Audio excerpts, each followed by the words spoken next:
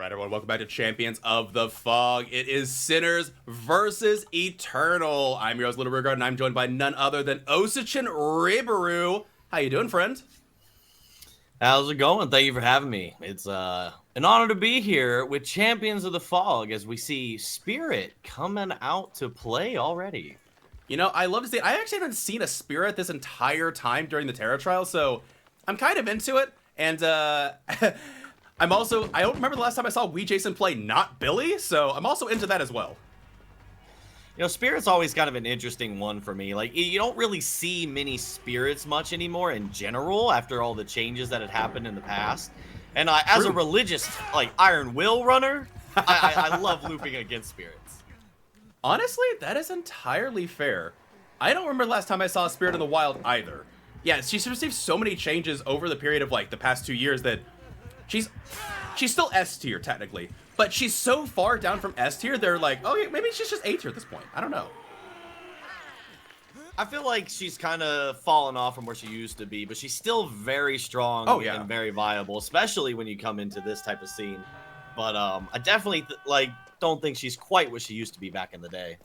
Absolutely not, considering your goodness. They took a I think she might have been one of the first real big S tier killers. They took a sledgehammer to her add-ons. You know, before they started messing with Nurse and eventually Blight. Which, I think they're still tooling Blight, if we're being honest. Some of his add-ons are still kind of silly. Yeah, I feel like that one they're going to keep revisiting back and forth for quite a while. So right now, we have one survivor on hook, 2 survivors pressuring gens, and Spirit seems to just be leaving the hook, maybe hovering around. I'm kind of curious as to what the game plan is going to be here. Probably camped second stage, and it looks like, did Spirit leave long enough for them to come in? Yeah, there's going to be a hook trade, looks like. Yeah, I would say Ada was rotating in, but the question is Renato able to get a safe enough distance away? As usually rotate in the deli player, see if they can get the safe unhook, and I think that will be a safe unhook if this isn't. No, I actually don't know. That's so close. I feel like that one was slightly too early to be considered a safe unhook. Might be, but we are gonna get Hinatu hooked back on the hook. We still have that survivor slug. This could possibly be a really bad situation if we had 2 survivors hooked in very close proximity to each other. Not gonna be the case, as she does have the Unbreakable to get away, so that does make you think she's the deli player. Again, this is why we pair deli with Unbreakable, so this exact scenario does not happen, but it doesn't matter. She gets picked anyway. Ooh, but the 4, wait, was that a 4? No, it wasn't a 4 people. That was that a Will Make It? I actually missed that one myself. I'm not quite sure. They healed super quick. That feels like it had to have been a Will Make It. They do get the unhook, however, on... Yeah, that looks like it was a Will Make It. Super quick heals coming in on Ada. But Renato being found once again. Even after the quick heal. And they will take a tag running into Shaq. They do have the pallet. They're going to pre-drop it. This might be a very early tunnel out on the Renato. I mean, we do have 3 generators left. Tunneling out Hinatu at this point would be a really strong move and a really smart play for the Spirit. If the Spirit can get him down quick enough, which it looks like that's going to be successful. Looks like it will be the case, yeah. And 2 survivors on generators at this moment. Looks like Ada might be rotating around, maybe to pressure one of the gens on this side of the map when Spirit leaves to the other side. The question is, what is the gen pressure? It's not there. 25% is the most progress we have on Ace's generator. That's a pretty strong start for Sinner's Killer here. Yeah, Ada's sticking out on this side. And I think you might be right. I think it might have been too quick for a safe unhook, as for those of you who don't know, the 10-second BT is not a safe unhook timer. It is actually around 12 and a half or so seconds before it is considered a safe unhook. So just after the borrowed time expires.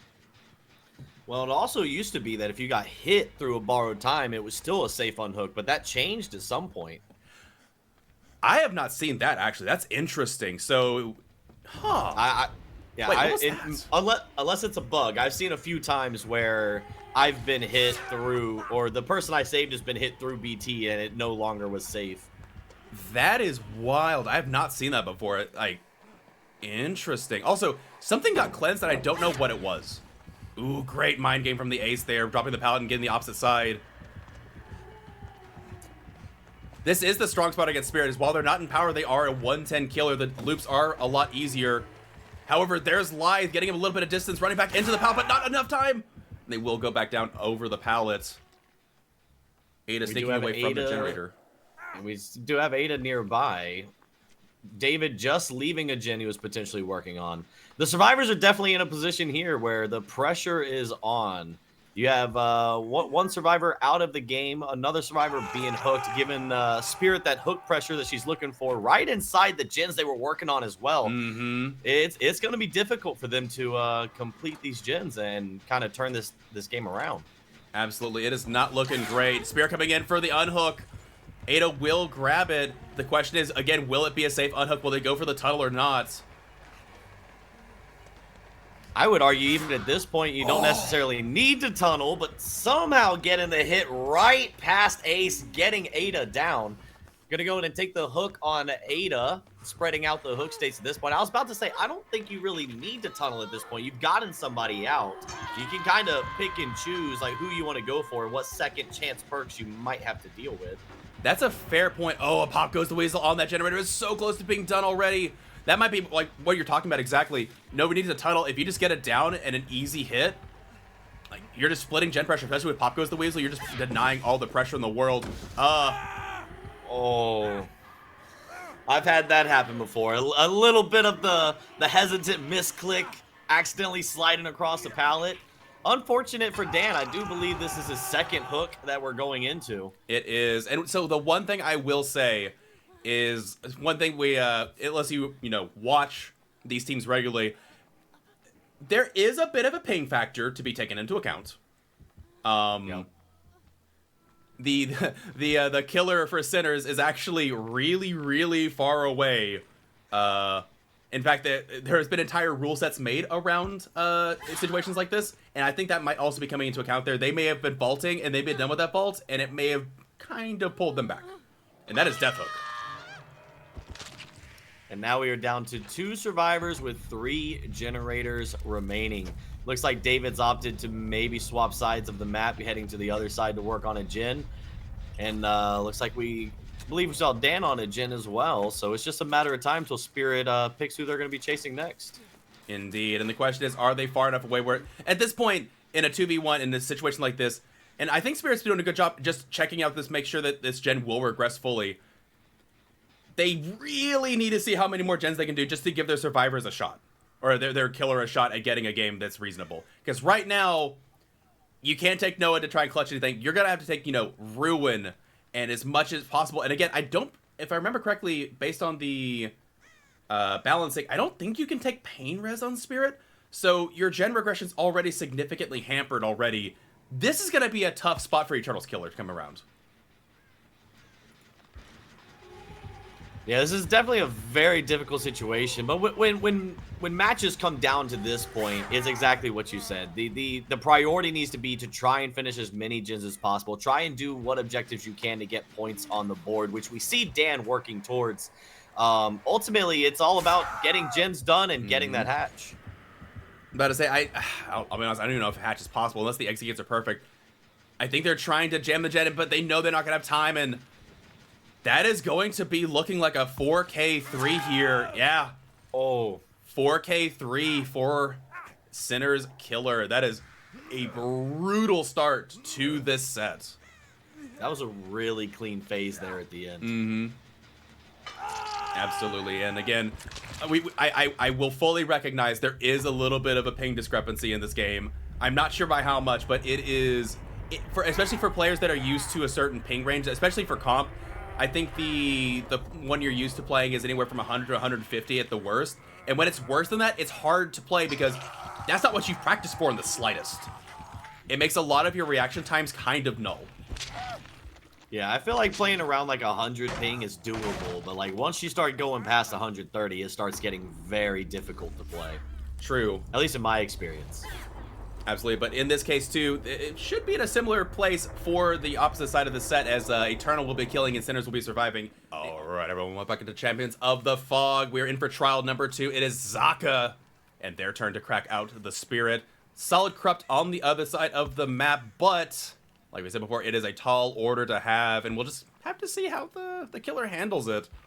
Well, okay, what would your plan be going into this, knowing that just to tie the game, you got to kill everybody before the 3rd gen completes, just to tie it? Oh, that's actually a pretty good question. This map in particular is really good at setting up 3 gens and 4 gens, and you kind of saw when Zaka was flying across the map of Spirit, he was kind of turning his camera, looking at the gen. So I definitely think he's looking at where he's going to try and set up. Like, what's the setup you can have that could ensure you get that win condition? We're already getting a really quick down as well, which is really huge. See if we get them hooked, probably inside that area. That's what I would be shooting for. You know, locking down what area I want to maintain and try and keep my hooks in there and keep everything consolidated. You know, I kind of have to agree. I mean, obviously, that first down being so early is going to be huge in any kind of setup that this killer is going to bring a comeback. That is definitely the start, but yeah, you're absolutely right. Like, this is meant to be like a kind of a grindy map where, you know, it's a, you know, high level macro, guard these gens, keep things from, you know, progressing too fast. And you got none of that to lean on here.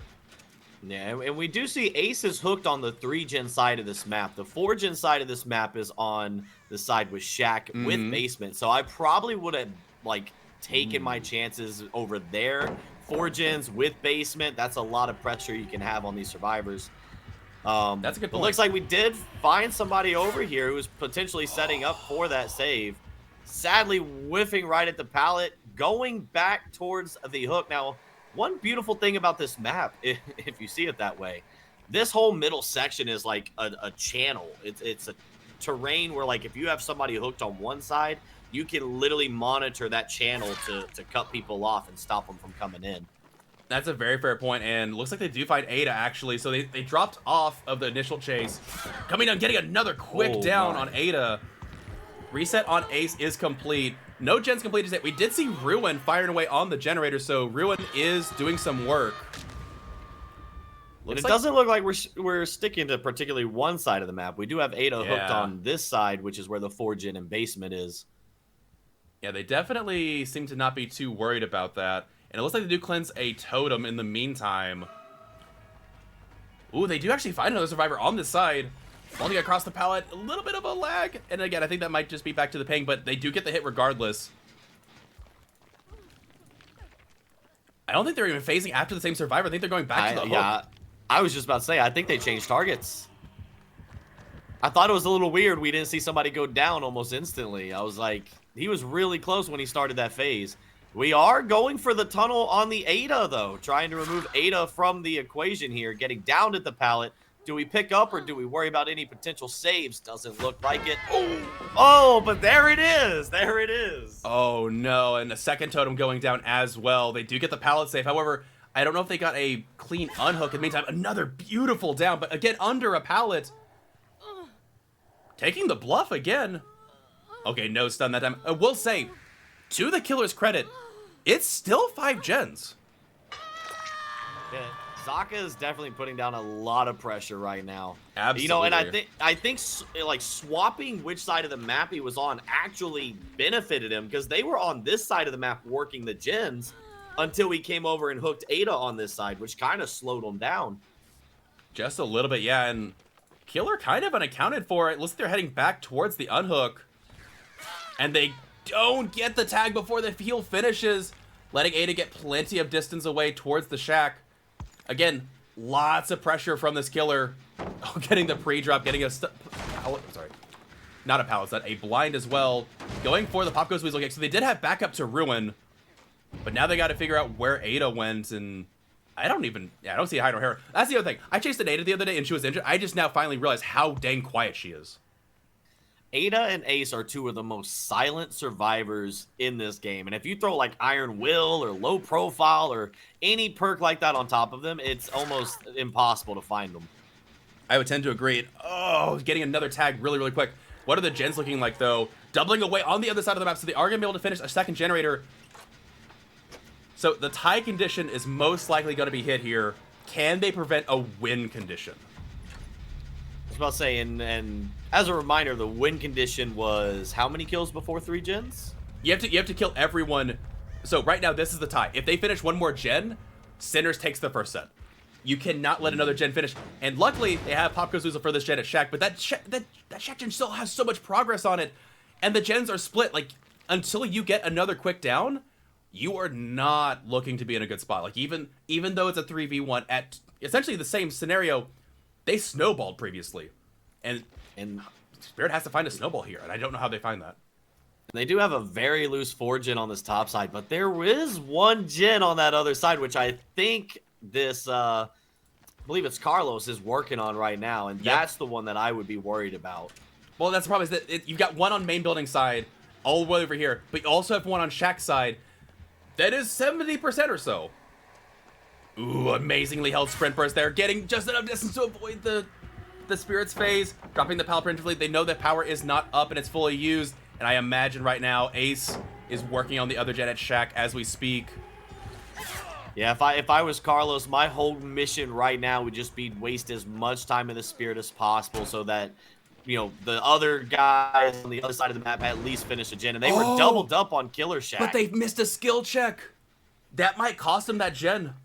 Yeah, Spirit's heading straight back there, and if they had not finished that missed that skill check and doubled on that gen, they'd be fine. Even with Spirit's phase, though, this is a battle of attrition. I mean, Absolutely. Spirit going back and forth, you're not going to stop both of these generators across the entire side of the map. So this is a very, very difficult situation for Zaka right now. Absolutely. Yeah, they are out of their regression. They only have Pop left. Ruin is gone. Spirit does see a survivor, but the problem is that it's much too late. Carlos is on the other side of the map working on Gen Live, getting in so much more distance into the middle. And then if you commit to this chase, Ace just goes back to the Shack Jet. I don't know what Eternal can do here to pull this back into their favor. I think they're going to finish the third generator. Yeah, I can't imagine the thought process and the stress that would be happening right now. I mean, there's that last gen we were just talking about. I mean, if you committed to any survivor at any point, you still had 2 that could separate on gens. It's just a very difficult situation. It really is. The win con for this has been pretty staggering. And again, under most circumstances, again, Zaka is just such a good killer. I've seen them play countless games. It's just, this is not an easy win con, no matter how good of a killer you are. And ultimately, Sinners will take set number 1. Well, and credit where credit's due, Zaka did some pretty crazy things this game. You know, we were talking about how, like, Ada is, you can't really hear where she is, and she's hard to track. And Zaka, like, she ran across the map, and just the map knowledge and things that Zaka notices and knows, he was able to track her down. Like, so clearly, we all know the skill and level of Zaka, and it's always great to see them play. Very true, and we didn't really get to see anything from it. I understand the pick of it, and we can talk about it now because it is past the end of the game, and I don't think anybody expected any 4th perk like Noah. We did see 2 totems. Zaka did bring Devour Hope, and in the event that, you know, the survivors were like, it's ruined, we'll just play through it. If they decided to play through it, they would have gotten Devour Hope because Zaka was setting up for using Devour Hope. They were ready. Devour Hope would have been a really strong play if it was pulled off. Absolutely. It would have. And that is how you snowball in this scenario. That is exactly how you snowball. You catch them unawares, like, okay, we see Ruin, they're probably going to bring Pop or something, you know, basic slowdowns. And then if they're, obviously, the chases were going very well for Zaka in the beginning, would have been able to get that Devour to pop up. And in the event they were out of position, that's the snowball. There's no coming back from that. Assuming that you pick the Survivor with Unbreakable up, obviously. Yeah, it's been a long time since I've seen Devour Hope value in a comp scene, but it is definitely worth the shot. You know, I respect the perk being brought. Absolutely. It would have been very interesting to see pulled off. And in all fairness, I think out of the past year or so of watching, I think I've only seen it get value twice. And it's in extreme conditions like this where you have to make something happen, and the other side just doesn't respect it. And to be fair, in those instances where Devour Hope happened, they got max of 2 instant downs before it was cleansed. Usually it's just one. They're like, oh, it's Devour Hope. All right, check these like 4 locations. All right, we know where Devour Hope is. So. Yeah, if you make it all the way to 5 stacks where you're more in them, then that would be crazy. You know, you remember back in the day when like Plague could hide the fact that she had Hex Devour until it was too late for you. True. Actually, I thought Plague's Vomit can still do that. Does it not anymore? Did they fix that? From what I was told, it no longer works like that anymore. Unfortunately, because it's all about from what I understand, they coded it to the secondary power. So if you do down them with the red vomit or whatever it is, it still shows them that Devour is active. The But back in the day, purge. it used to not do that. Right. No, I remember exactly what you're talking about. I'm just surprised it changed. And that is first took for Carlos. Survivor's looking to get this gen finished. I think they're looking to get some outs here potentially. I'll say at this point with the win con being met, it's just kind of all about putting on a show, seeing what you can do, and seeing how many more points you garner before the end of it. Absolutely, but looking around, getting the tag on Ace through the window. We do see the deli on Carlos. There's the last gen firing. Yeah, Survivors are definitely want to make a point here of getting as many points in this first set as possible. You know, running up the score, as they say. Zaka's reaction time to Spirit is astounding to me. As someone who doesn't play a lot of Spirit, and when I do, it's very basic. But, like, I have a pretty good headset, and I know I'm not in the game itself, but, like, I'm not even hearing these sounds, and then, like, Zaka's just instantly getting them. It's so interesting to watch. Yeah, this is, Zaka's a really good player. I have seen them more than enough times be like, okay, yeah, I don't want to see you in my pubs ever, buddy. And the thing is also impressive is that not only are they a just demon level killer player, they're also a demon level survivor player. They play the game just so intricately well. Just, yeah, hats off. But again, incredibly tough win condition to meet, and when the win condition, you know, isn't achieved, it's hard to follow because obviously, alright, welcome back to Champions of the Fog is a return of the Zaka. This time, however, oh my, I think you have some words for us, don't you, Osu? I think I see why I'm here today. You guys knew this was gonna happen.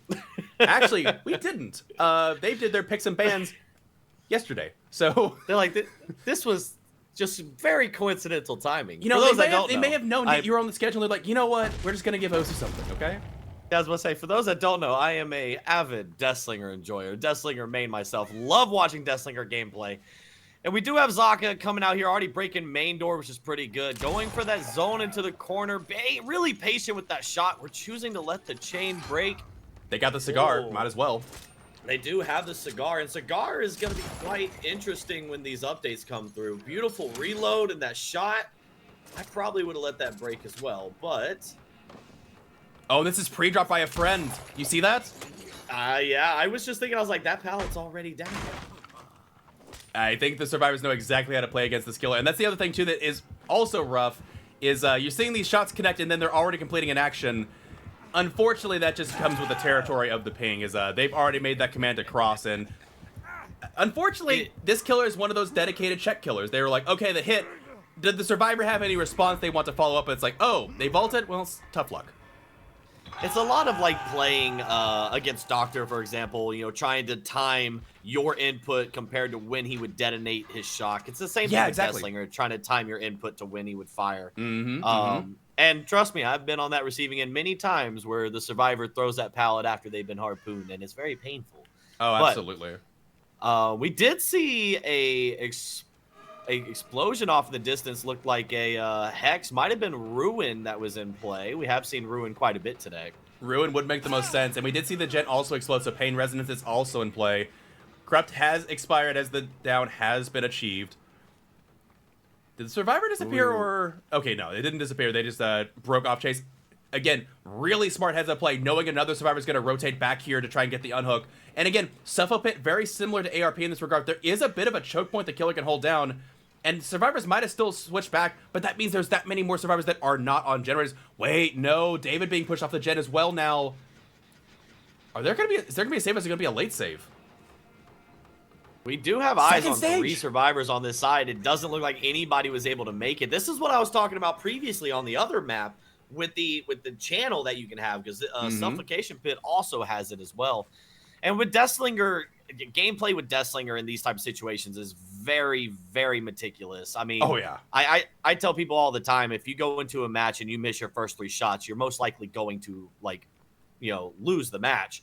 And we're seeing Zaka being very patient. He's not going for a lot of crazy shots that might cost him something. He's actually like having that patience to know when to kind of zone, push him away, when to go for that guaranteed hit. And looks like we might be forcing this all the way to Death Hook. It does make a lot of sense, and there's only one gen completed so far. One thing that's also, even if the survivor is able to sneak in here and get the unhook, you and me both know you can harpoon the survivor, wait more than the BT amount of time, and get your hit 2 rounds down. Survivors know the survivor's going to go to the death phase, and are just trying to slam gens now. But again, they haven't done any gens on this side. What are the gens looking like over here? Got one at main.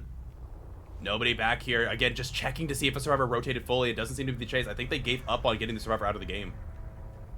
It doesn't look like we have a very strong 3-gen, but we do have a somewhat of a 3-gen here on this side. It looks like we got 2 gens in the back and 1 gen over there by the pile of logs. So for Deathslinger, I think that'd be a pretty strong 3-gen to hold down. But we definitely do need to get some pressure on the survivors, which we're coming in right now, adding some chase pressure to David. They did actually find the David. So David was hiding out here on the edge of the map. Again, just... You never see killers in the middle of the match check the edge of the map like this, but you do in comp because they know exactly how survivors think and rotate. And just really good heads up play again, but this is a horrible tile, right? This is not where you want to chase. Yeah, this is not where you want to be. And you know and I see this a lot where survivors kind of pre-drop the pallets. As a Deathslinger main, I love when survivors pre-drop pallets, because here, one of two things is going to happen. You're either going to get injured, or I'm going to shoot you from an angle to walk around the obstacle and get that hit. True, if you brought the add-on for it, yeah.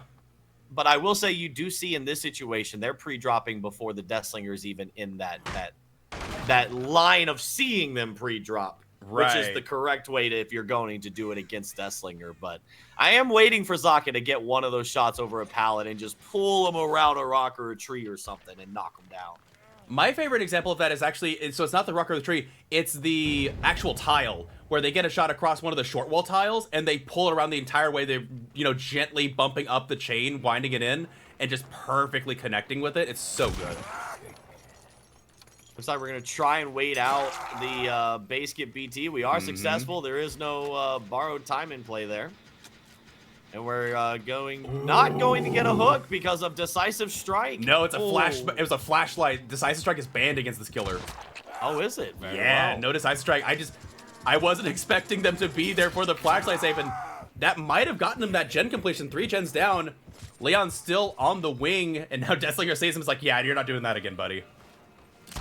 This right here is a very smart play. You have a survivor down, you have Leon right in front of you. Your best bet is to go and, I would probably leave him slugged and go for the down here, but definitely injuring him is a good way to go as well. Try and spread your injure states as much as possible, because even as a Deathslinger main, when I'm playing against Deathslinger, I never want to be injured. Oh, absolutely, yeah. You're playing with fire at that point. If they just get a really nice side, it's like, oh, well, oops. Again, just the passive slowdown having to mend all the time is also just so good. Yeah, I tell that to my team that I play with all the time. I'm just like, look, we're going against Deathslinger. We're healing, boys. We ain't staying injured. I'm not going to get a sneak shot on me. Right? Absolutely. And looks like that was a pain resonance to keep that gen a little bit lower. Jake will be rotating over for the unhook. Looks like Deathslinger out in the distance. That's like he's kind of zoned it to where if you get the unhook, where are you going to run? There's no resources back here. And Jake is rocking one of my favorite outfits I like to call the Stealth Jake. Very Stealth Jake, very stealthy of him. And we do see Deathslinger's quite far away from the hook. Jake is going to get that save. Is there a for the people or anything? Doesn't look like they took that chance to heal. We saw Jake run off, but we haven't seen the unhooked David. Oh, there he goes. Stealthing. Off in the distance. Zaka saw it too, pointing it out to us like, hey, casters, look what I found. Wild David. And again, going back to that same tile, I don't know this is where you want to be. Yeah, it is not. That against any range. Okay, Huntress, you can kind of play with it. Trickster, you can't. Deathslinger, you can't. That's just not a good place to be. Yeah, Huntress can like maybe accidentally hit the boxes, but I agree with you. Deathslinger and Trickster are a bit more accurate when it comes to those very small short loops. Absolutely. They are going to get another generator done, bringing us down to 1 gen. Deathslinger definitely saw Jake right there. Might have taken a different way of pathing, however. Leon is still here. Oh, doesn't seem Zaka knew. managed to stealth it somehow. I'm kind of surprised, but Never underestimate the power of the stealth Jake. for sure. And it looks like, yeah, they do have this like latent 3-gen back here that they can work with. And as a 2v1, I think this is looking to be more like a 4K one. We'll see if the survivors are able to pull something out of it, but it's going to be a difficult ask. Now, I will say, what do the exit gates look like? Are the exit gates... Yeah, one over here at main. Oh, no, they're both on the same side of the map. Yeah, one right over here on the opposite side. So you got one at 2 and the other one at 11. Yeah, there's... I guess they are the opposite of Hatch.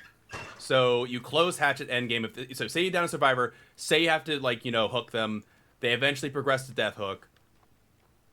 There's some counterplay here, but again, against this caliber of killer, I don't know if you can pull it off. That's going to be so tough. Survivor is stealthing out. Nobody going for a heal just yet. I'm going to say, it looks like both our survivors are on the other side of the map as well. You know, that 3-gen on that side is very difficult to get done against a Deathslinger who knows what he's doing. It looks like they're kind of stealthing it out. I think Leon was toggling the totem action to avoid crows.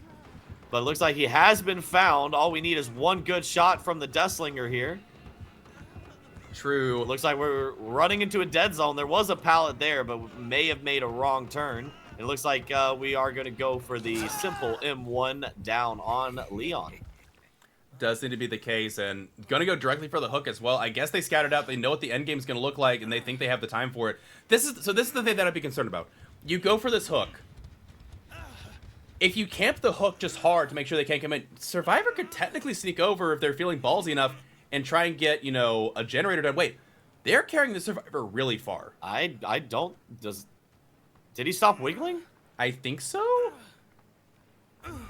No? I guess not? Very odd. I'm not really sure what I'm saying here. I feel like I'm missing some context. If I were a guessing man or a betting man, I would probably say it seems like Zaka wanted to bring Leon over here, maybe to possibly get him hooked inside of this 3-gen, which would just basically render any save impossible. Right. But it doesn't look like that's what he wanted to do, considering he just kind of let him go to run off. Maybe he was trying to bait out the Jake. Has Jake been hooked this game? I don't think neither of these survivors have been hooked. Very odd situation. They definitely want to at least injure the Jake so that they can find him easier later on, but Jake is not going to let them know where they are at any point here. We might kind of grind out until we figure out where this Jake is. I'm also not sure what is Leon's plan here. Like, if you're Leon, do you just work on a generator in this period? Like, what do you do here? Yeah, it's a very, very confusing situation. Because, like, even if Leon has no hooks, right? And Leon would be a fresh hook, that's surely points. So it's like, why would you opt to not hook Leon? Maybe what he's shooting for is he wants to kind of get a general idea of the location of both of them. So when he hooks one, he can immediately go for the other instead of risking, like, a hatch play or something of that nature. Right. I think also there might be an issue regarding, again, the positioning. The 3-gens are over here, and depending on where you hook, like, okay, so say you hook next to Shaq. Your gens are over here, so you can't camp that hook. So Survivor can go over there and unhook. I think it's a matter of the exit gates are too far from the hatch. So if you close the hatch and then you immediately start walking back over here, I think you can't stop them from opening the exit gate. That might be the issue. Yeah, that's a good point as well. Desslinger is a 110 killer, and if he were cross-map closing hatch and they were already on this side for the door, good luck. Yeah. There was a blood pool right there. I'm sure Zaka noticed it and chose to ignore it. No, yeah, they want to find Jake. Yeah, I was about to say, they are definitely trying to track down the Jake, which, if I was Jake, I would be on the other side of the map. True. Now, the only issue I see with this plan in the long term is if we end up kicking these gens too many, we might just be handing them the last gen regardless. Nah, that's a fair point as well. Generators still get blocked after 8 hits. They do find Leon. Yeah, you eventually have to go for this guy at some point, but like when? Oh.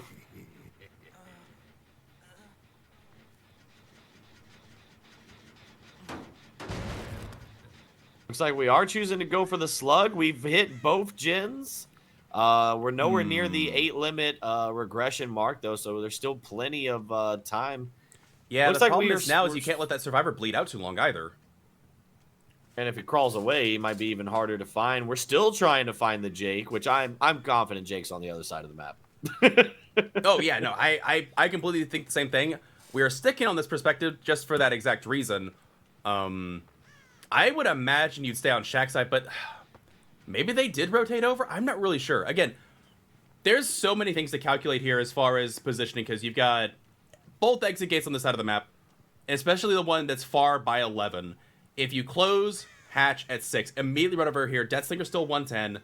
Even if you get a shot off on the exit gate, I think you have more than enough time for 20 seconds. Like, I think it takes enough time for you to get the exit gate done. I think they realize that. And so you hook a survivor, you have to go close hatch, and I think they might have just been left with a situation of, I can't 4K here properly because the spawn is too far from each other. And so they have to find Jake. Yeah, it would be a very narrow window for Deathslinger to interrupt the door being opened. I've seen the situation many times myself. You would have to, like, a perfect scenario where you get there right as the door's opening. You would have to hit that long range shot, reel them all the way into you, let the Bayshore cigar chain break, immediately reload, and snipe them again. It's a very, very finicky situation at the end. That's very fair, and I think the survivor's even nearby potentially for the bleed out, but yeah, they're looking desperately for. That's the other thing too, is that Jake technically, to make this work, also has to sneak over here at some point. Maybe that's what's going on. They're waiting for Jake to take the time to sneak over here, and so they're being as thorough as possible to see if they can catch Jake when he sneaks over here before. Because yeah, Jake has to set up over here for the escape. Unless Leon does bleed out, then Jake could potentially go for the hatch if Deathslinger is staying on this side. The only way that would backfire is if Hatch was on this side with the doors. Right. Well, Hatch, spawns at Shaq. That's the offering that's taken. So just yeah, this is a fickle situation, and yeah, they've got to pick up Leon at some point soon because you can't afford to let him bleed out. Or you also have the issue with the bleed out tech, which could also just happen. Which I don't think they're going to go for that. I think they're just going to be happy to let them set up for this endgame scenario. And I mean, to be fair, this might also just be straight up countering that play of trying to wait for the exit gate at the last second. If you are constantly patrolling what exit gate you can't deal with, the survivor can't sneak back there to get set up for it, and then you sneak back at the last second to get the hatch. Yeah, this is wild. It could also boil down to a moment where, so when Leon's about to die, we assume Zaka heads back to Killer Shack. Oh, never mind. He's going to take the hook. I mean, you've got to. If I remember correctly, a bleed out with no hooks, it results in very few points. If we were going back to the rule set that I remember, if he bleeds out, you don't get 6 points, you get 3. Which, that's effectively another gen getting completed for the purposes of everything. So now, yeah, you check both these sides, make sure they can't come across, but again, at some point, Jake is going to be able to cross over this threshold. This game has been inflated artificially for like the past 10 minutes. but if you were Jake, would you go for this save? No, absolutely not. No. Yeah, I was about to say. Sorry, I don't buddy, think you're dying. Leon, love your face. You had some great games. See you next time. Because most likely what's gonna happen is Leon is gonna go down. We're gonna be here. He's gonna go all the way to like the last couple seconds of his death hook. That is when Deathslinger will make his way across the map to ensure he can close the hatch. Right. Because if he doesn't, then the survivor can just jump through the hatch, or if he's not contesting the hatch. Like, no matter what, it kind of boils down to it's either going to be a hatch standoff or you close the hatch and try and get to the door as fast as possible. Right. And yeah, Deathslinger has to make his way over now. Technically now, faking it a little bit, trying to see if they can predict where this Jake's going to go. But now you've got to wait for the 2 failed skill checks. And that's the other thing, too, is the survivors can kind of... All right, well, he's not actually going towards it. you know, you don't have to miss a couple of skill checks. You can wait to miss the skill checks, and so it gets, like, really dicey all of a sudden. Oh, this is so tense. I don't know what is going to happen here. We do know it takes a couple seconds after the survivor dies on the hook for the hatch to spawn. Hatch doesn't officially spawn until the survivor has flown all the way up into the sky for the entity and leaves. Yeah. So that no matter what, that's enough time for Deathslinger to get over to Hatch. So it's not like they can strategically plan when to die on the hook for the hatch. Absolutely. We do have Deathslinger already here. If Jake is here, Deathslinger stands a chance. If Jake is over by a door, it's going to be a very tight squeeze for Deathslinger. Absolutely. And with that said, we're going to swap over. He was here the whole time! Oh, I told you he was on the other side. I think they were gambling that they weren't going to come back for the hatch. See, and that's what I was thinking. I was like, because there is that option where, like, maybe they don't head towards the hatch because they're afraid Jake's on a door, but ultimately you have to go contest. You can't just ignore the hatch where the survivor can just get exactly. it. You have to go close it. Okay, it looks like Jake's coming over and saying, all right, it didn't work out. The game didn't go as planned. Showing off. And they understand exactly. No way coming in to clutch the hits. I'm not going to lie. That was almost a very anticlimactic ending, but the fact that he was there the whole time blows my mind. It was kind of like a strategy of just like every player in this moment. It's like, I see this end game. I see the plan, but like there's so many XYZ's ways of getting to the end. Which way is it going to be? And they're kind of like gaming each other. It's kind of interesting in that concept. That was really surreal and wild. I mean, I get what they were going for, but I was like, there's no, like, Zaka's not going to just like sit there and pretend that hatch doesn't exist. There's no way. But we do end at a 4K with 1 gen remaining. All right, everyone, welcome back to Champions of the Fog. We're into trial number 4, set number 2. Sinners is going to be cracking out the Deathslinger as well. And here's how it goes, folks. If it is a 4K one, that is a tie condition for the set. That will force set number 3. If Eternal wins by finishing the 5th gen, that will be enough for set number 3. However, if the Deathslinger 4K2s, that's a 2-0 sleep for Sinners, and they'll be moving on to the finals. But with that said, what the heck was that early totem break? This is why I don't run totems. I was about to say, it looks like we've already lost one of our hex totems. We didn't quite get to see any indicator of what that might be, but I think it's safe to assume possibly could have been Ruin. Could have been Ruin. We've seen it so much today. But I say, I don't think it'd be Devour Hope. It could be Ruin. And again, ultimately, it's a dead totem, so let bygones be bygones. We'll see you next time. Oh my goodness. Beautiful shot right around the corner on the David as we reel him on in. Getting that M1. We do see a pretty strong Corrupt in the background holding up the top side there. It looks like we got a body block coming in to protect the David. Almost kind of backfired there, though. Yeah, but I said they kind of body blocked their buddy in just for a second, but ultimately not gonna matter as they do take the M1. Early down coming in. Corrupt is now faded away, and we'll see how the gens are holding up in the meantime. About 40% on this generator. Ace is gonna have to leave it as the Deathslinger approaches it. And we see sparks from it, so it's going to be a pain res, so we know they got a pain res. Oh my goodness, what was that? They got that shot? That was a max range shot. Love to see it. Holy cow, I turned away for a second. I'm like, all right, so Ace is running away, and Deathslinger's like, oh, come here, buddy. Looks like we are going to try and go for the tunnel here on David. You know, the situation when you get off a hook and you run a slinger this long, it's kind of like, you know, it's good, but it's also bad because your borrowed time is running out with every second you gain.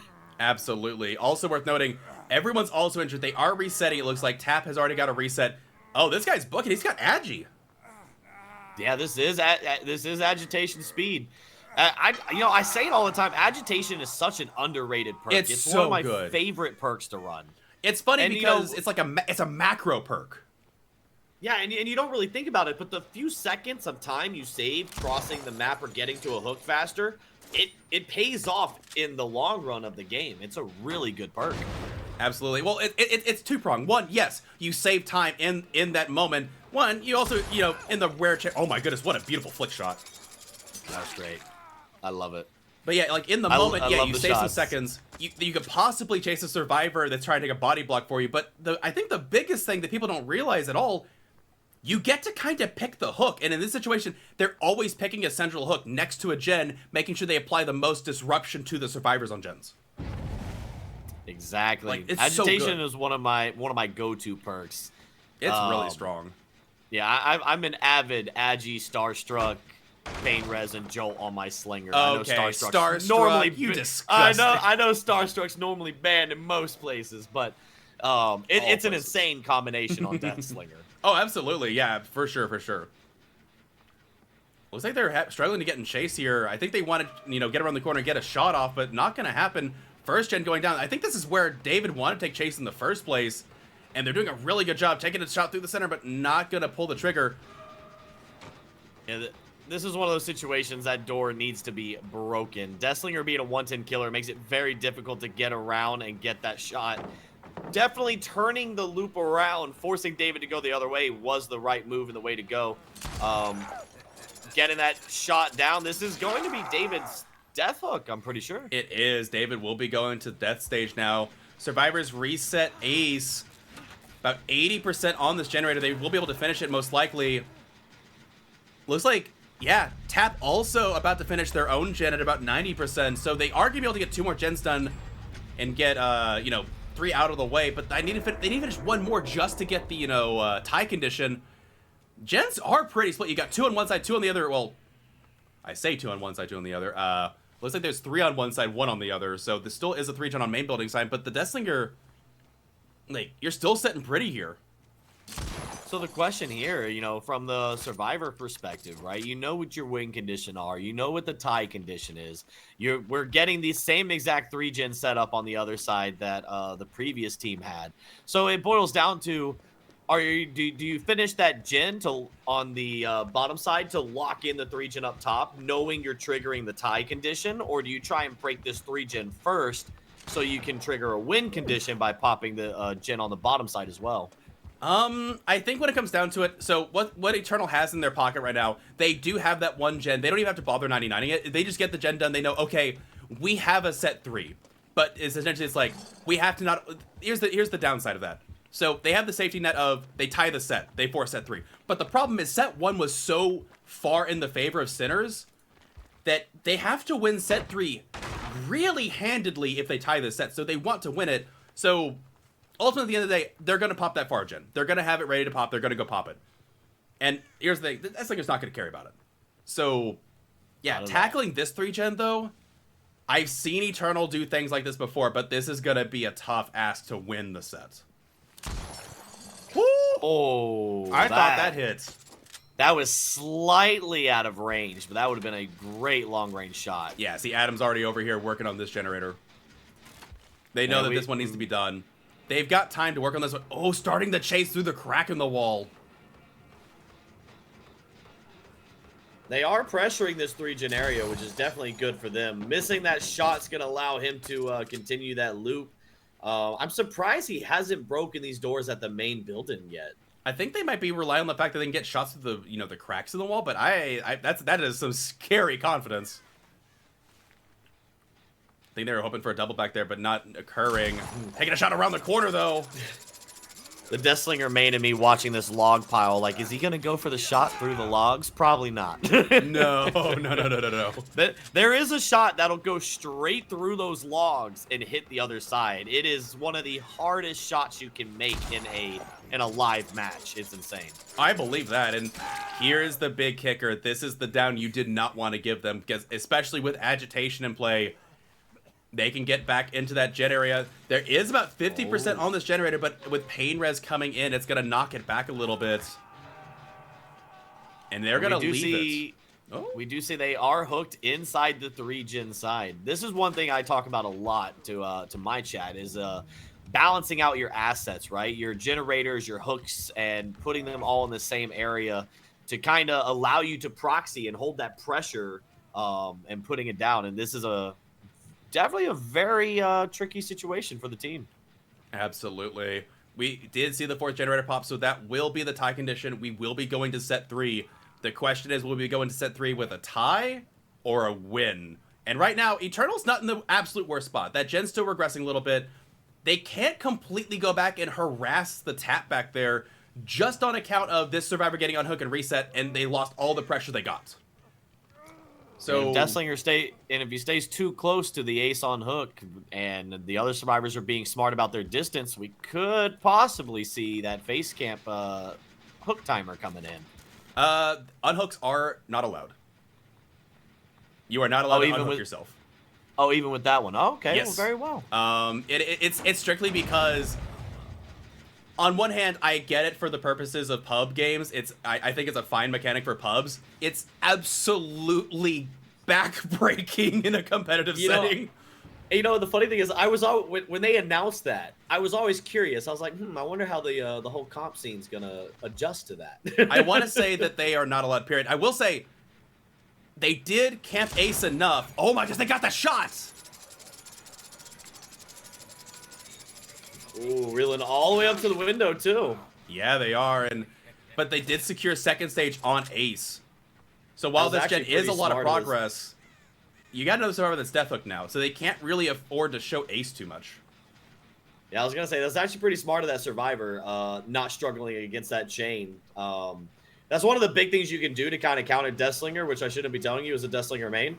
But when you do go against a Deathslinger who does harpoon you, when you struggle against the chain breaks much faster, at average around 4 to 5 seconds, depending on variables. Right. But if you don't struggle, it can take anywhere between 20 to 40 seconds for the chain to break, depending on variables.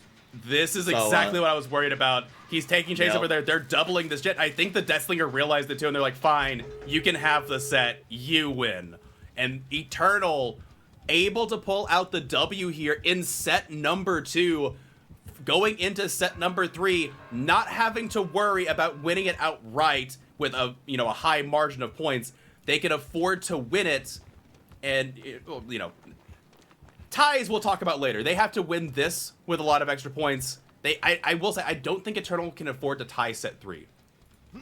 But regardless, this is a huge sigh of relief for Eternal's team, as you don't have to win, set 3 in an outlandishly high fashion like set 1 was. And we do have Deathslinger coming back to this side of the map. Looks like he might be trying to just confirm that one more kill before they try to escape. We do see a door opening. We know that is most likely on the bottom side next to Shaq, where we saw Ace on the door.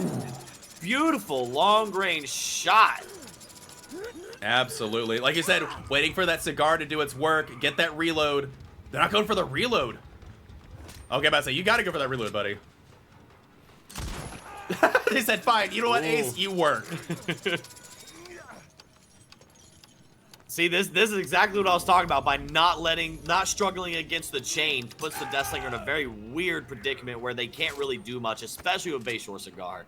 True, and I think they're heading towards the shack for the hatch, possibly, but I don't think there's enough line of sight block. Yeah, and they will... Ace will die, but this is the best case scenario for the survivors, because that means a fresh escape, so there is going to be a decent overall point difference in this set. But again, I don't know if it's the same level of point difference as a set 1. Set 1 point difference is huge. So we'll just have to see on the back end. But with that said, set number 2 is a win for Eternal. So we'll be going into set number 3 here very shortly for the quote-unquote tie breaks, if you will, or the beginning of the tie breaks. But regardless, all right, everyone, welcome back to Champions of the Fog. We are into set number 3, and I actually have some news from the back end. And if I am understanding this correctly, Eternal not only won set 2, but they actually did manage to garner enough points to make up for the difference of points from set 1's win of Sinners. So if this set is a tie, we actually don't default to a win on Sinners. It actually goes to another set of tiebreakers. So well done to them, and honestly, it makes this game a lot more intense in my opinion. Oh yeah, you have the potential of tying and doing a lot more. It definitely raises up the stakes. And we're coming in pretty hot and heavy with Demo already finding Steve. We saw him try to get him at the main building, getting that hit around the pallet. The pre-drop not quite working out in Steve's favor, as Demo trails right behind him, potentially coming for that down. Absolutely, running around the dump truck, and this is not the safest spot to be pre-shredding, and yeah, they don't even make that pallet on the side. That was a really well done shred from Demo. Absolutely, and we do see a totem in the distance. Not sure if it's Ruin. It might be Ruin. No pain res on that gen, though. And Tap also about to finish a generator. A's about 50% on theirs. I'm curious what the Demogorgon's plan here is. We see David rotating around trying to get ready for the save. Yeah, it does look like it's Ruin. And we are getting quite a bit of value from Ruin here with Demogorgon kind of spreading out across the map, putting pressure down on everybody. We did see somebody on a totem, which could be bad for our Demo this early in the game. I think it's actually a dull. I think they might be trying to get inner healing ready, maybe? Not surprising. It's essentially one of the only healing perks allowed in this game is, let's face it, anything that lets you heal faster or heal, independently is just so incredibly strong. That's why medkits often aren't allowed until the higher tiers of killers at this point. Does make sense. The ability to heal yourself is a very powerful thing when it comes to situations like this. Kind of like back in the day when Circle of Healing allowed people to heal themselves. Oh, man. That was not a good time for Pub's DBD. Oh, yeah, for sure. We do see David is being slugged as we do go for Steve possibly trying to get that tunnel, get him down. Good hit tank from Ace. I was about to say, was that a hit tank or did we change targets? Maybe both. I think they were like, get away from my tunnel, you rat. It was a preventative hit tank. Oh, they found the totem, though. Oh, I didn't even... They hid that shred until the last possible second. That was so well done. Oh. I think they're checking around real quick. I was about to say, looks like we are taking the safe route, making sure there's no any type of save that might sneak in and claim that hook away from the Demo. We do see the survivors are pressuring the generators. Did get a hook. We didn't see any pain res unless there was another gen hit. Maybe pain res isn't in play this game. That's entirely possible. Or maybe they're saving it for later. Maybe, maybe to wait for a death hook. Or maybe, again, you and me both know as killer mains, I've just stopped running pain res for this exact reason. Maybe the hooks are just not well placed for pain res. Maybe they're on the opposite side of the map and you just can't get to a pain res. That is true. That's why agitation and pain res is such a good combination because it helps you guarantee that hook. But there's been many times I've played a game and it's like, and all my scourge hooks are across map. So that's you're great. on midwich and they're all on the top floor. Yeah, you're just like, well, all right, well, I'm not getting any value this game. True. But we haven't seen any indicator that pain res is in play or is not in play. So it's definitely going to be interesting to see. We did see that Hex Totem get broken, so we do know Ruin is no longer on the table. True. One thing to note also is that, like, if we haven't seen pain res, like, sometimes Rancor comes into play. It's like, oh, is it Rancor? But we haven't seen any RS. Death Stage is confirmed on Steve. Very interesting set of games here so far is just dropping a portal next to it. Tap, not even Tap is a very safe distance away from that Demogorgon. Not going to worry about it. We did only see one generator pop during that. This one was almost done. Looks like Demo might be giving that a little base kit regression. I don't think Demo knows Ace is here. Ace just going to walk on back and give it another love tap. Demogorgon, once again, flying off the top. Pestering these generators. Not able to get the 5% to stop regressing, so that gen will still be regressing for the moment. Still no sign of David. Yeah, it's an interesting place to put that portal as well. True. Normally if I'm playing like a gen... Ooh, nice crouch tech. If I'm playing like a gen defense Demo, I like to put them like... close to the gen, so if the survivor's working on it, you could activate your shred and you can detect them. But I think that portal's a little too far to detect him. It's a very good point. And also, they did get the killer blind on that, so Demo went flying through the air completely blind, hoping for the blind shred and didn't get it. Ace about to finish their generator, and I imagine if not, then Tap also about 40% of the way there. Survivors being really calm and methodical here, not wanting to give the Demogorgon any easy chase. And this is the part where the 3v1 is really tough again to get pressure back. You killed a survivor, but that was the survivor that you had pressure on. Now what are you supposed to do? That's always my thing when it comes to tunneling, right? Like you hear it all the time. People talk about like tunneling, but there's an art to it. There's a certain way to do it properly. Because if you don't, you could lose an entire match for trying to tunnel one person. You know. All right, I need you to write "The Art of the Tunnel" by Osuchin, please. The Art of the Tunnel. I want it. You have to do it now. The fans are gonna want it. I want an autographed copy too. Okay. Yeah, I mean, when you think about it, it breaks it down into multiple different ways, right? Like, because if you're tunneling one person and you're going against a team, especially in a comp situation where you know they're on comms and they're communicating, if that one person's able to run you long enough and those 3 people split up on 3 separate gens, you're going to lose 3 gens for that one tunnel. Beautiful. So shred. Tunneling all depends on how quickly you can down that person you're trying to tunnel out of the game.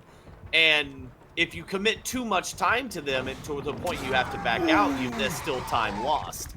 There's a lot that goes into it. Oh my goodness, that was a beautiful mind game. Getting the shredder on the corner before the pallet, and we see 2 survivors on a generator.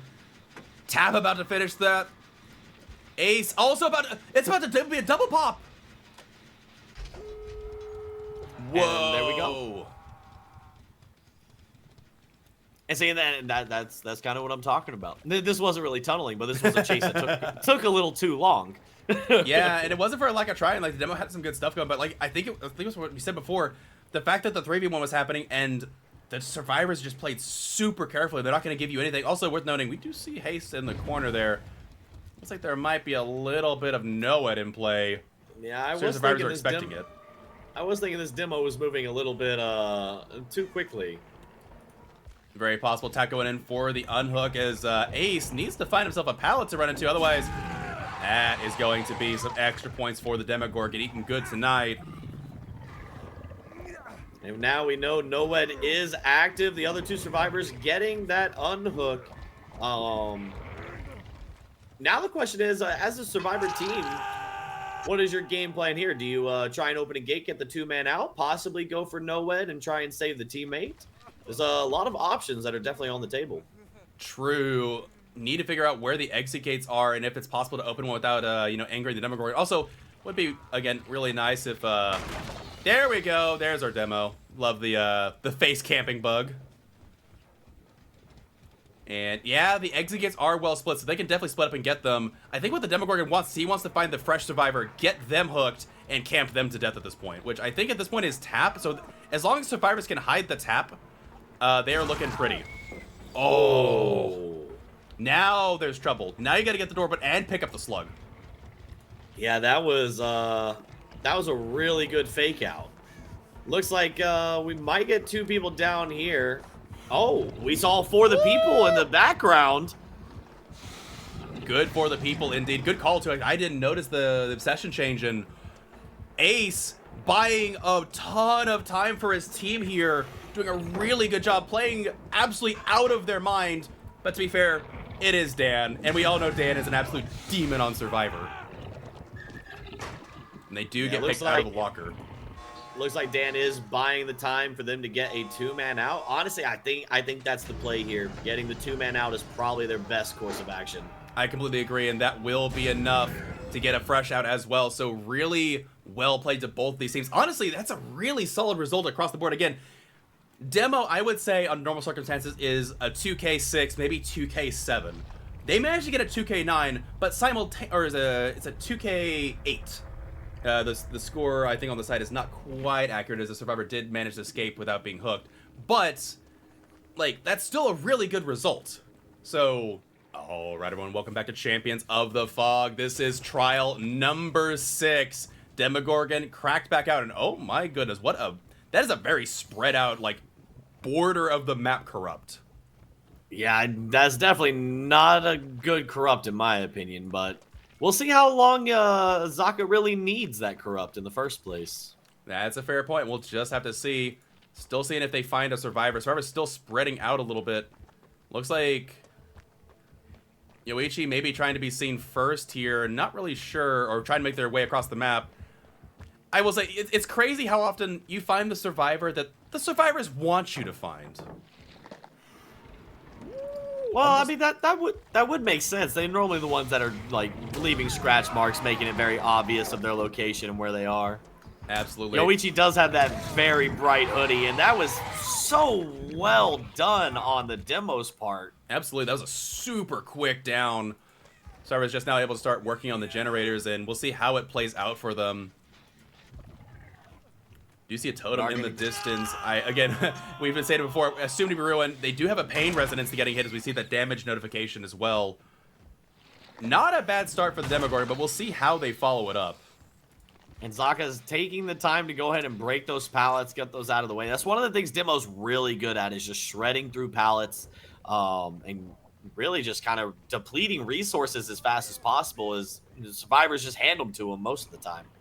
Right, and looking around the side to see if anybody's going to be sneaking in for that unhook and rotate. It looks like the survivors might actually be just looking to... I think they're content to let this person ride to second phase and just try and jam 3 generators, which...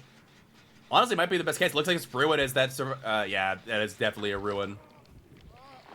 And I think Demo is saying the same thing. They're. It's like a game of chess, and they're like, all right, you know, that's the opening. That's the trade we're gonna have. That's fine with me. We'll continue. We'll see the game state after this moment. So, second stage is all but secured at this point, and they're probably gonna lose 2.5 generators for it. But that does mean they do have an easy tunnel target.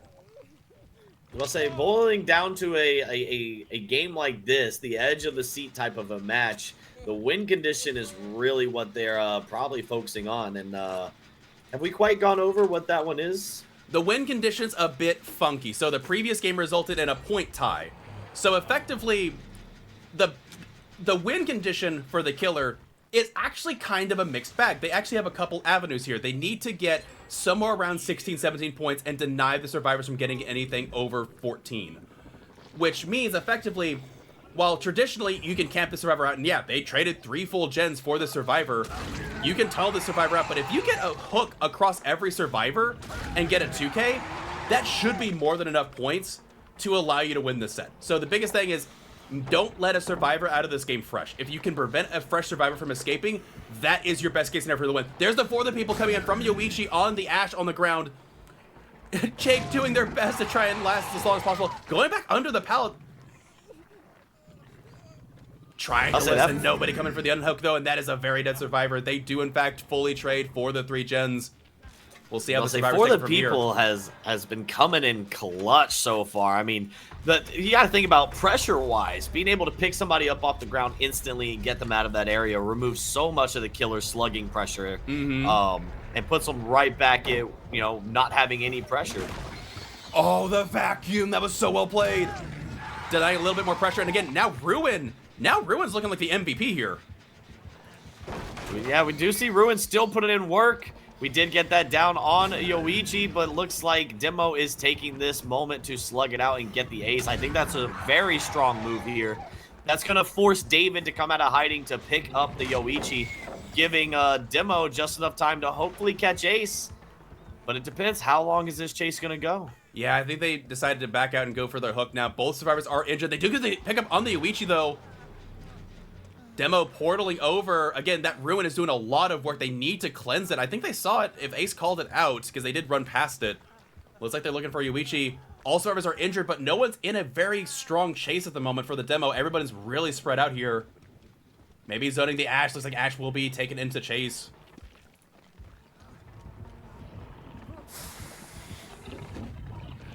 Oh, just barely missing with the firecrackers. Not quite getting that blind. Oh, tried to get the crouch deck in there, but not quite succeeding. This is going to be another hook for the Demo. Potentially Scourge. Doesn't seem to be any saves, anything like that coming in. Do we see a Scourge hook? Does seem to be the case. And we do. Yeah, and it's the one on the closest gen nearby. This game is looking dire by the moment. I think the survivors realize how much of a dire situation they're in, and it's over. I think they understand that the game has just snowballed too quickly. Wow. Yeah, everybody was injured. They couldn't let the chase go on long enough. That's insane. Yeah, Zaka did a really good job applying pressure. As soon as he had confirmed 1 death hook, the pressure was on these survivors. They were constantly injured, down, having to save each other, couldn't focus on gens. Definitely was, you know, worthy of an edge of the seat type of match. Absolutely. And I think that it was more than that necessarily. It was the fact that not only was it a 3v1 at 2 gens remaining, but there was 2 survivors that came out of that exchange injured, and they couldn't get a reset. And Zaka very happy with this, as Eternal will be able to secure the win here in set 3, letting them proceed to the finals. But Sinners, not to be counted out, will be joining us for the bronze against Elysium coming up in the Natch following this one. So well played to everyone involved, and looks like Demo's practicing his M1 on the generator. It is a very good tactic for getting survivors to do gens.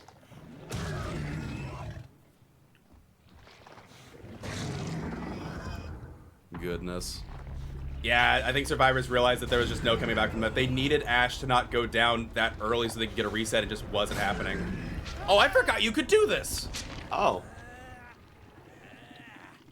just casually sliding down the rock. Love to see it. Indeed. And you know what? That's the stuff I'm actually okay with at being in the game. I'm okay with crazy physics like that because that makes for some really cool plays. Like, why do they keep nerfing Space Billy? You know, I never got to experience Space Billy. That was something that I missed. I've seen it around. I've even seen it in Larry's. There was a spot on Larry's where you could get it sometimes, and I saw him pop and explode. I'm like, oh, where'd he go? And then like a second later, he just came down from the roof. I'm like, oh my goodness. Even on Larry's.